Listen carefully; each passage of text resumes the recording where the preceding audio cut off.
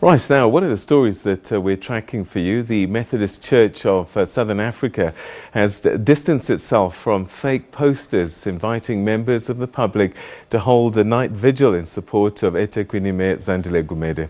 The Methodist Church says that it's distributed by social media posts, and for a little bit more on this, I'm now joined by the presiding bishop of the Methodist Church of Southern Africa, Bishop Zipho Siwa. Thanks so much for joining us. Welcome to the program. Thank you. All right, so I've read this statement that you felt that you had to issue. Why did you have to issue this statement? What was the compulsion? The posts were distasteful. One of them was saying, hands off our mayor. So what the implications of that, we don't know, but we can speculate that it means that she must not be investigated. Right. And that cannot be done in the name of the church, because church does not encourage corruption, and we cannot be seen as siding with those who are being investigated. Fair enough that the matter is still before the courts, so she's not guilty at the moment, but at least we must be careful how we show ourselves in the public eye. So the issue is that this was seemingly done on the authority of the church and not just individuals that might belong to the church. That was the picture that was given, because it had all the emblems and the colors of the church, and it was inviting people to come for prayers in the church in support of the mayor.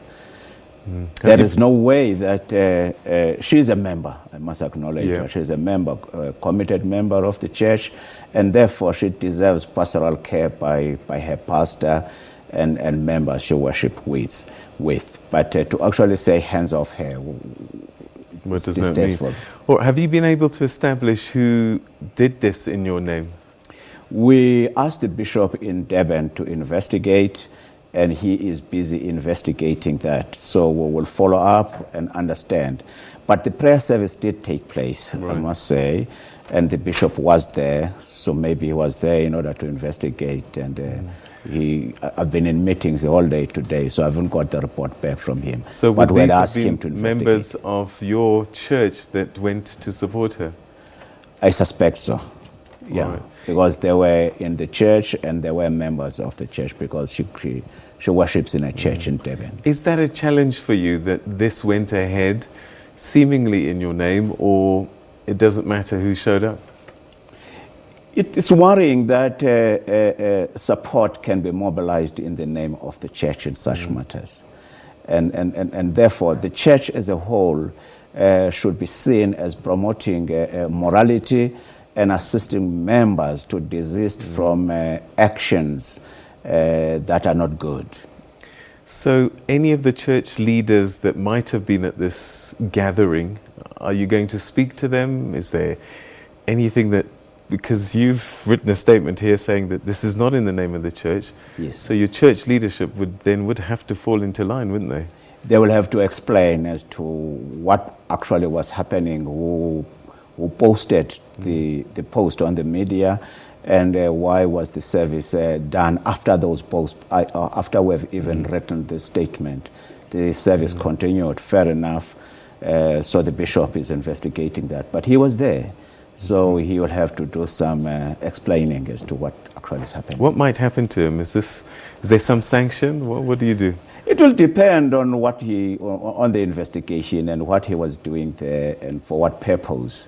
And so I cannot comment on that. All right, so let's talk about her now. I mean, all that's happened really is that charges have been laid against an individual in society, and this will be tested in court at some point.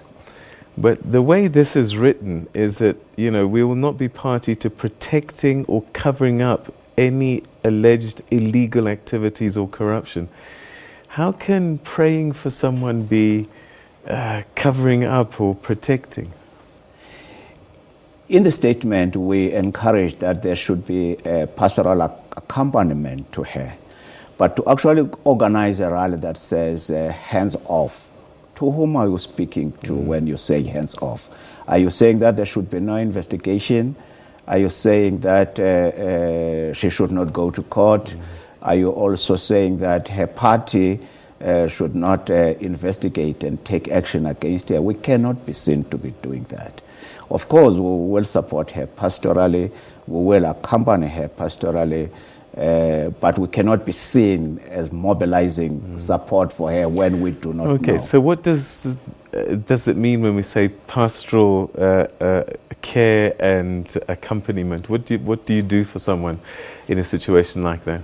The local pastor, or even the bishop, because the bishop is up in Durban, should sit down with her and seek to understand what is happening, what challenges she's facing, so that at least there is somebody who is there alongside her.